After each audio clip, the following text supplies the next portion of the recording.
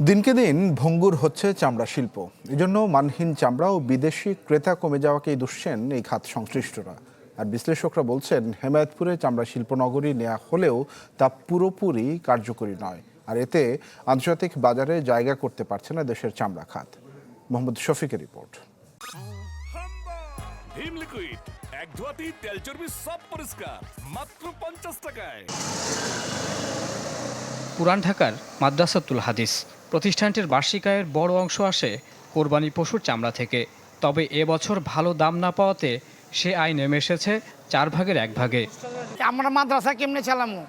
এখান থেকে আগে পাইতাম হইল 8 লাখ 10 লাখ টাকা, এবার সব মিলে আমরা টাকা পাইছিল 2.5 লক্ষ টাকা।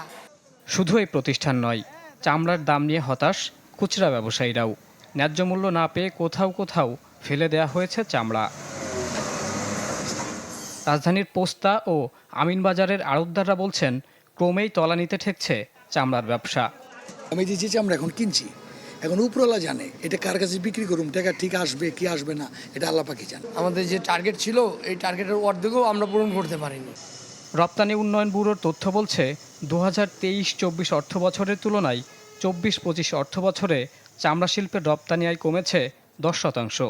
এজন্য মানহীন চামড়া ও বিদেশি ক্রেতা কমে যাওয়াকে দায়ী করছে বাংলাদেশ ট্যানার্স অ্যাসোসিয়েশন। বাংলাদেশের পাট শিল্প ধ্বংস হয়ে গেছে, চামড়া শিল্প ধ্বংসের দ্বার প্রান্তে।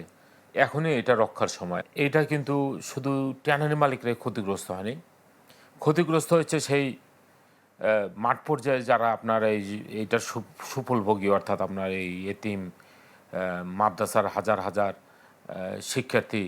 চামড়া শিল্পের এই ভঙ্গুর দশার কারণ জানতে চাইলে এই বিশেষজ্ঞ বলেন, চামড়া শিল্পনগরী হেমায়েতপুরে নেওয়া হলেও তা পুরোপুরি কার্যকর হয়ে ওঠেনি। অবকাঠামোগত দুর্বলতা ও অনিয়মের কথাও জানান তিনি। এবং এই ট্যানারি শিল্পের যারা হাজারীবাগে ছিলেন তাদের অনেকেই সেখানে প্লট পায়নি, আবার যারা পেয়েছে সেখানে সম বন্টন হয়নি। কেউ কেউ অনেক বেশি বরাদ্দ পেয়েছে, আবার কেউ কেউ খুবই ছোট্ট প্লট পেয়েছে যেখানে তাদের ট্যানারি চালানোর পক্ষে যথার্থ নয়। সেখানে একটা সেন্ট্রাল ইফ্লুয়েন্ট ট্রিটমেন্ট প্ল্যান্ট করা হয়েছে, যে প্ল্যান্টের অদ্যাবধি সেটা ফাংশনাল হয়নি এবং কোনোদিনও এটা হবে বলে আমার কাছে মনে হয় না, যদি এই ক্যাপাসিটিতেই থাকে। হেমায়েতপুরের চামড়া শিল্পকে আন্তর্জাতিক মানে উন্নীত করার দাবি খাত সংশ্লিষ্টদের। মোহাম্মদ শফিক, চ্যানেল 24, ঢাকা।